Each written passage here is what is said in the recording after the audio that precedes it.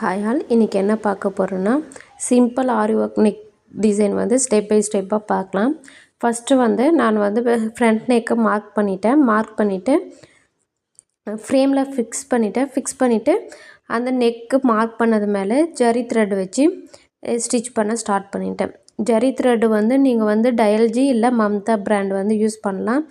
அது உங்களுக்கு வந்து எது கம்ஃபர்டபுளாக இருக்கோ அது யூஸ் பண்ணிக்கோங்க. அதே மாதிரி ஜரி த்ரெட்டை வந்து டிசைன் பண்ணும்போது ரொம்ப லாங்கு எடுத்து ஸ்டிச் போட்டிங்கன்னா பார்க்க வந்து ஃபினிஷிங் வந்து நல்லா இருக்காது. அதே மாதிரி நீங்கள் ஃபஸ்ட்டு லைன் வந்து எவ்வளோ டிஸ்டன்ஸில் எடுத்து ஸ்டிச் போடுறீங்களோ அதே மாதிரி செகண்ட் லைன் இல்லை நீங்கள் எத்தனை லைனு வந்து ஜரி வச்சு செயின் ஸ்டிச் போடுறீங்களோ அத்தனை ஸ்டிச்சும் ஃபஸ்ட்டு எவ்வளோ டிஸ்டன்ஸ் போடுறீங்களோ அதே டிஸ்டன்ஸை மெயின்டைன் பண்ணிங்கன்னா ஃபினிஷிங் வந்து நல்லாயிருக்கும். ஃபஸ்ட்டு ஒன் வந்து நான் ஒரு லைன் வந்து ஜரி த்ரெட்டால் செயின் ஸ்டிச் வந்து போட்டு முடிச்சுட்டு அப்படியே ரிவர்ஸ்னால் கண்டினியூ பண்ணுறேன்.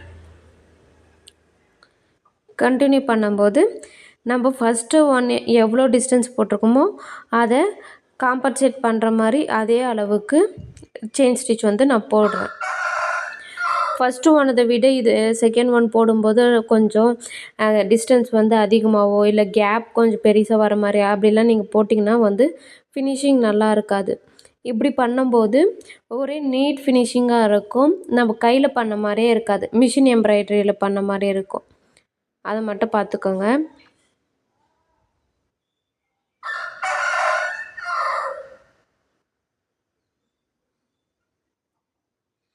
இது வந்து நான் வந்து ஜரி த்ரெட் யூஸ் பண்ணுறேன். நீங்கள் வந்து சாரீ கலரில் சில்க் த்ரெட் கூட யூஸ் பண்ணி நீங்கள் 3 லைன்ஸோ இல்லை 4 லைன்ஸ் வந்து ஜரி செயின் ஸ்டிச் வந்து போட்டுட்டு அப்புறம் டிசைன் பண்ண ஸ்டார்ட் பண்ணலாம்.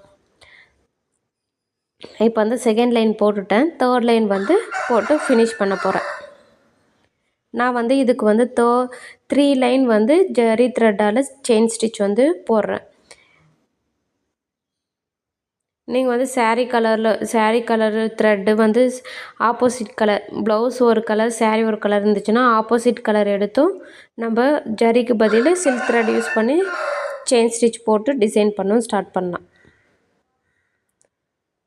என்னுடைய இது சாரீ வந்து ஃபுல்லாக பிங்க்கு கோல்டு அது மாதிரி தான். அந்த கார்னர் பார்டரில் வந்து லைட்டாக க்ரீனிஷ் இருக்கும். அதுக்காக நான் ஸ்டோன் மட்டும் க்ரீனில் எடுத்துகிட்டு மீதியில் கோல்டு கலரில் மெட்டீரியல்ஸை யூஸ் பண்ணுறேன். இப்போ வந்து 3 லைன் வந்து ஜரி த்ரெட்டால் செயின் ஸ்டிச் போட்டு முடிச்சிட்டேன்.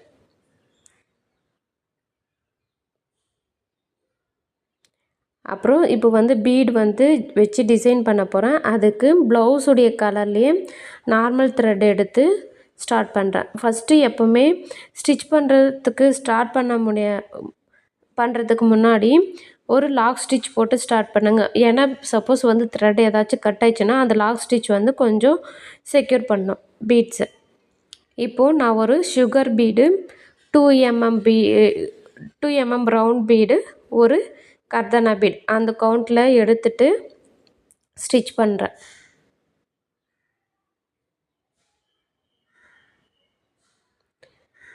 ஒரு லீஃப் பேட்டர்ன் அந்த மாதிரி டைப்பில் தான் ஸ்டிச் பண்ணுறேன். நீங்கள் இதுவே பீட் சைஸு வேர் பண்ணிக்கலாம். நான் கோல்டு கலர் பீடு எடுத்திருக்கேன் 2 mmல. அதுக்கு பதில் நீங்கள் வந்து பேர்ல் பீடு எடுத்துக்கலாம். கர்தானா பீடுக்கு பதில் டியூப் பீடு ப்ரூச்சஸ்க்கெலாம் யூஸ் பண்ணுவாங்கள்ல சின்ன டியூப் பீடு அதுவும் எடுத்து யூஸ் பண்ணலாம்.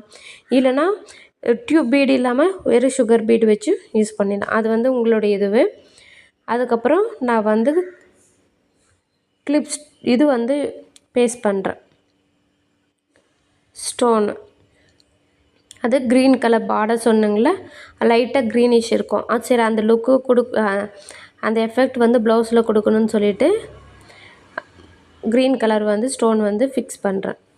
அந்த ஸ்டோன் வந்து 1 inch அந்த டிஸ்டன்ஸில் வந்து ஃபிக்ஸ் பண்ணுறேன். ஏன்னா நான் பேக் நெக் வந்து ஃபஸ்ட்டே வந்து டிசைன் பண்ணிட்டேன். அதனால் எனக்கு மெஷர்மெண்ட்டை வந்து எவ்வளோ வரும் அப்படின்னு சொல்லிவிட்டு ஃபஸ்ட்டே செக் பண்ணிவிட்டு நீங்கள் 2 டைம் சப்போஸ் நீங்கள் வந்து அந்த மெஷர்மெண்ட் உங்களுக்கு தெரியலனா ரஃபாக போட்டுட்டு அதுக்கப்புறம் கூட டிசைன் பண்ண ஸ்டார்ட் பண்ணுங்கள். இப்போ 1 இன்ச் அந்த கேப்பில் ஸ்டோன் வந்து ஒட்ட போகிறோம். கிளிப் ஸ்டோனு அது வந்து ரெக்டாங்கிள் ஷேப்பு. ஃபஸ்ட்டு நான் வந்து B7000 க்ளூ யூஸ் பண்ணுறேன். நீங்கள் ஃபேப்ரிக் க்ளூ கூட யூஸ் பண்ணி இந்த ஸ்டோன் வந்து ஒட்டலாம்.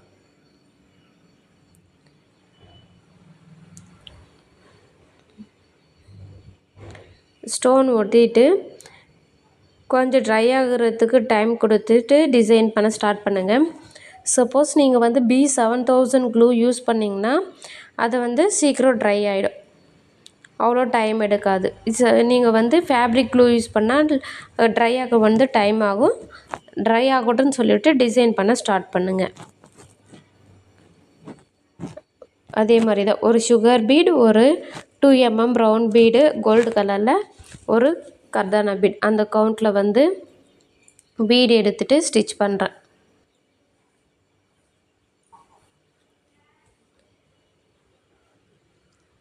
ஃபஸ்ட்டு நான் லாக் ஸ்டிச் போட்டு ஸ்டார்ட் பண்ணுறேன். உங்களுக்கே தெரியும் பார்த்தீங்கன்னா லாக் ஸ்டிச் போட்டு எப்போவுமே ஸ்டார்ட் பண்ணுங்கள் ஒரு பீடை வந்து ஸ்டிச் பண்ணுறதுக்கு முன்னாடி.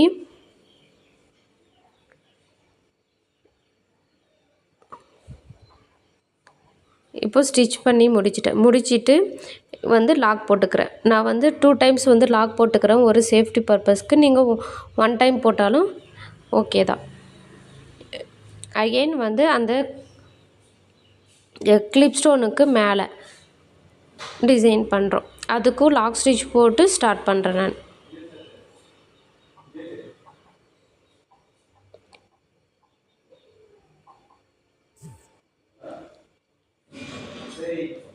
இதே மாதிரி தான் ரிமைனிங் கிளிப் ஸ்டோன்ஸு சுற்றியும் டிசைன் பண்ண போகிறேன்.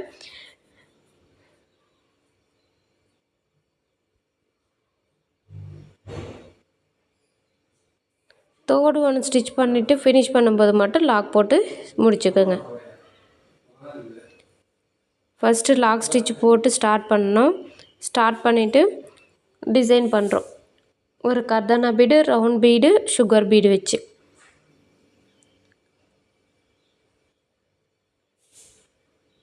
தேர்ட் ஒன் வந்து ஸ்டிச் பண்ணிவிட்டு லாக் போட்டுக்கிறோம். இது வந்து கிளிப் ஸ்டோனுக்கு மேலே ஸ்டிச் பண்ணுறோம். அதுக்கப்புறம் கிளிப் ஸ்டோனுக்கு சைடில் கீழே, அதுக்கப்புறம் சைடு, இது போல் 3 சைடும் வந்து ஸ்டிச் பண்ணுறோம்.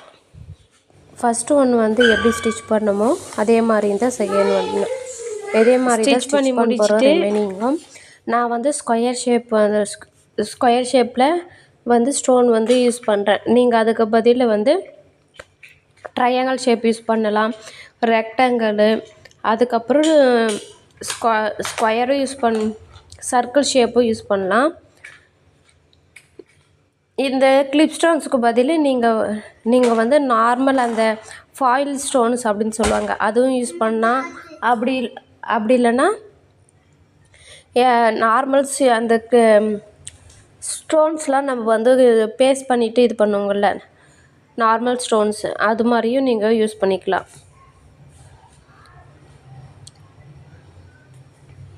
பட் எப்பவுமே நம்ம வந்து ஒரு டிசைனை ஸ்டார்ட் பண்ணுறதுக்கு முன்னாடி நான் லாக் ஸ்டிச் வந்து யூஸ் பண்ணுவேன். அதே மாதிரி யூஸ் பண்ணி ட்ரை பண்ணி பாருங்கள். ஏன்னா சப்போஸ் வந்து ஒரு மேலே போட்டிருக்க டிசைன் வந்து சப்போஸ் கட் ஆகிடுச்சு, அதனால் இப்போ வந்து பீட்ஸ் மேலே இருக்கிறதுலாம் வரும்.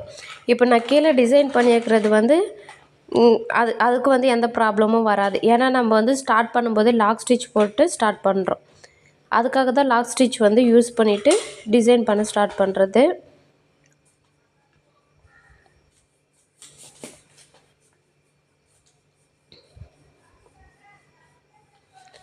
இது ஒரு ஐடியா தான். இதிலிருந்து நீங்கள் வந்து டிஃப்ரெண்ட்டாக உங்களுக்கு தோணுன்ற மாதிரி டிசைன் பண்ணிக்கலாம். இப்போ வந்து நான் உங்களுக்கு 3 வந்து டிசைன் பண்ணி காமிச்சிருக்கேன். அதே மாதிரி ரிமைனிங் எல்லாமே ஃபினிஷ் பண்ணிவிட்டு உங்களுக்கு காமிக்கிறேன். இப்போது லாஸ்ட் ஒன் டிசைன் பண்ணுறேன். எப்பவும் சொல்கிற மாதிரி லாக் ஸ்டிச் போட்டுட்டு டிசைன் பண்ணுறேன். ஒன்று கிராஸாக ஸ்டிச் பண்ணுறேன். அதுக்கு கிராஸாக இன்னொரு பீடு வந்து ஸ்டிச் பண்ணிவிட்டு ஸ்ட்ரைட்டில் ஒரு பீடு.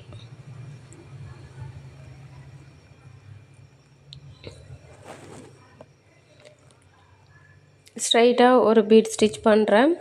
அதுக்கப்புறம் இது வந்து மேலே இப்போ வந்து அந்த கிளிப் ஸ்டோனுக்கு வந்து கீழே வந்து நம்ம வந்து டிசைன் பண்ண முடியாது. ஏன்னா ஃப்ரண்ட் நெக்கு வந்து அங்கே ஸ்டிச் பண்ணுவாங்க. அதனால் நான் வந்து சைடில் இருக்கிறத மட்டும் ஸ்டிச் பண்ணி ஃபினிஷ் பண்ணிக்கிறேன். லாக் ஸ்டிச் போட்டு டிசைன் பண்ண ஸ்டார்ட் பண்ணிவிட்டு தேர்ட் ஒன் பீடு வந்து ஸ்ட்ரைட்டாக ஸ்டிச் பண்ணிவிட்டு என் நாட் போட்டு முடிச்சுக்கிறேன். நான் என் நாட் எப்போவுமே வந்து 2 டைம்ஸ் போடுவேன். ஏன்னா அது